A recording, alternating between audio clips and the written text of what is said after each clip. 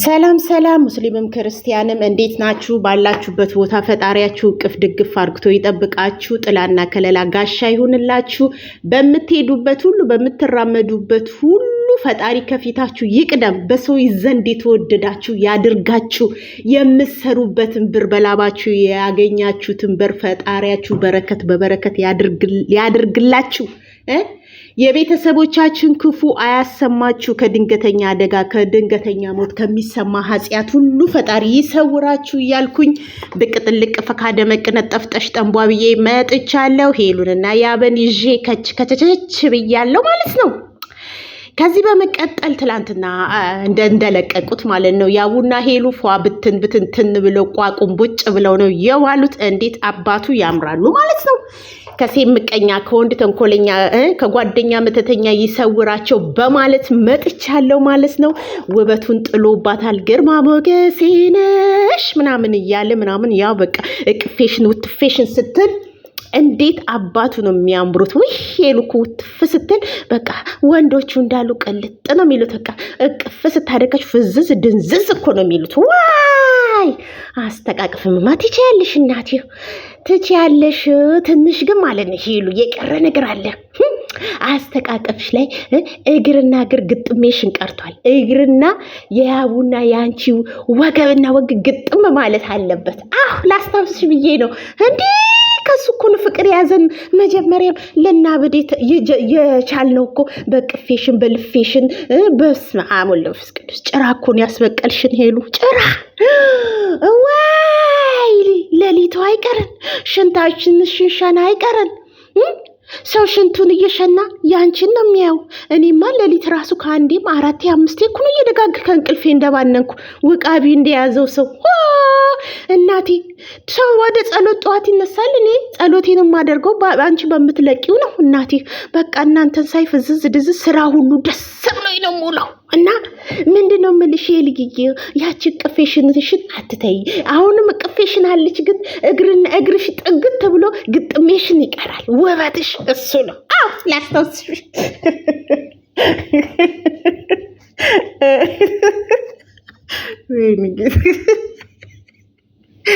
አይ እኛ ባንቺ ያሉን ነው ምን አለ ብለሽ ነው ሄሉ? እናቴ ትሙት ራስነታችንን እኮ ነው የጣለልሽ።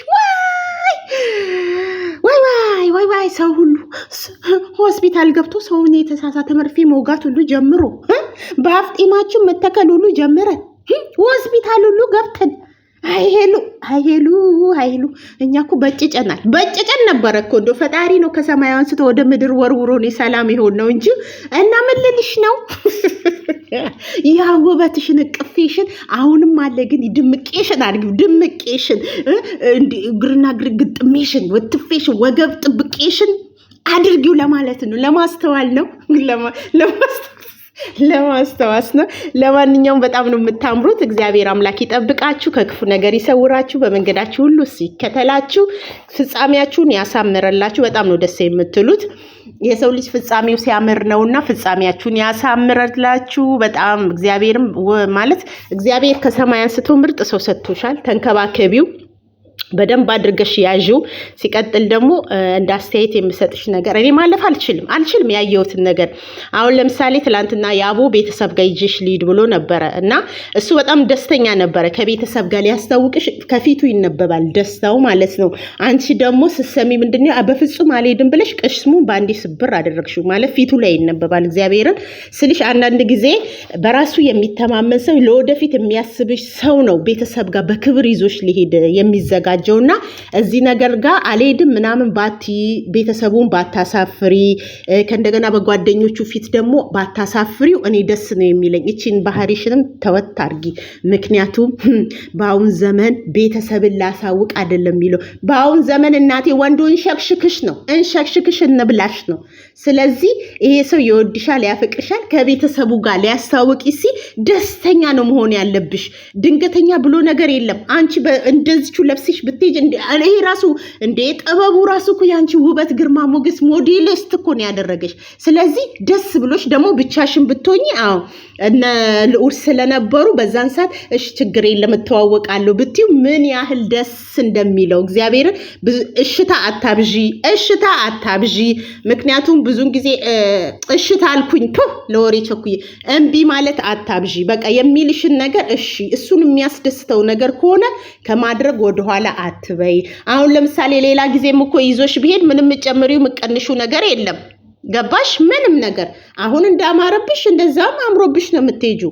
እና እንደውም ከነ ልዑል ጋር ስትሆኚ ፈታ ዘናት ያለሽ ምንም ነገር የሚያሸማቅቅሽ ነገር የለም። ፍሪ ሆነሽ እንትን ያለሽ እና እቺ እምቢ የምትያትን ነገር አቁሚ። ለህይወት ጥሩ አይደለም። ምክንያቱም እኔ የሚያስደስተኝን ነገር እሷን አያስደስታትም ለካ ብሎ ስለሚያስብ ማለት ነው።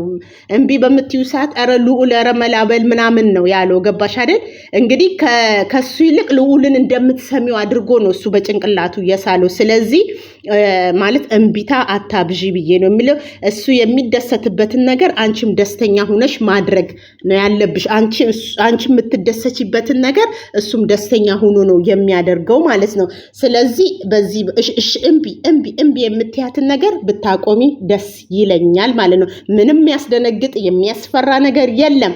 መታደል እኮ ነው የሉ በዚህ ዘመን ቤተሰቦችን ላስተዋውቅሽ የሚል ወንድ በአሁን ዘመን እውነተኛ ትክክለኛ ሰው ብሎሻል። ልዑልም በጣም ነው የገረመኝ ምናምን ብሎሻል። አየሽ አይደል?